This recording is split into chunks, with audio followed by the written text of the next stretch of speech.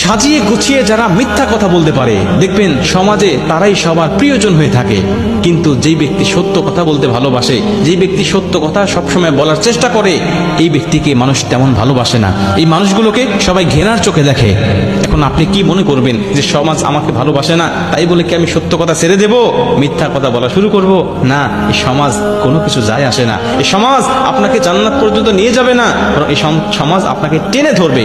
এজন্য সত্য কথা বলুন, মানুষের মাঝে সত্যের দাওয়াতগুলো দিতে থাকেন। দেখবেন দুনিয়ার সমাজ একদিন আপনাকে অবশ্যই গ্রহণ করে নেবে, আর যদি নাও করে আমার আল্লাহ অবশ্যই আপনার উপরে সন্তুষ্ট হয়ে যাবে। সাজিয়ে গুছিয়ে যারা মিথ্যা কথা বলতে পারে দেখবেন সমাজে তারাই সবার প্রিয়জন হয়ে থাকে। কিন্তু যেই ব্যক্তি সত্য কথা বলতে ভালোবাসে, যেই ব্যক্তি সত্য কথা সবসময় বলার চেষ্টা করে, এই ব্যক্তিকে মানুষ তেমন ভালোবাসে না। এই মানুষগুলোকে সবাই ঘৃণার চোখে দেখে।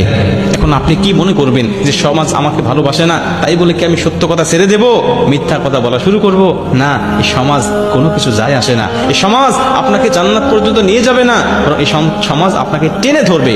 এজন্য সত্য কথা বলুন, মানুষের মাঝে সত্যের দাওয়াতগুলো দিতে থাকেন।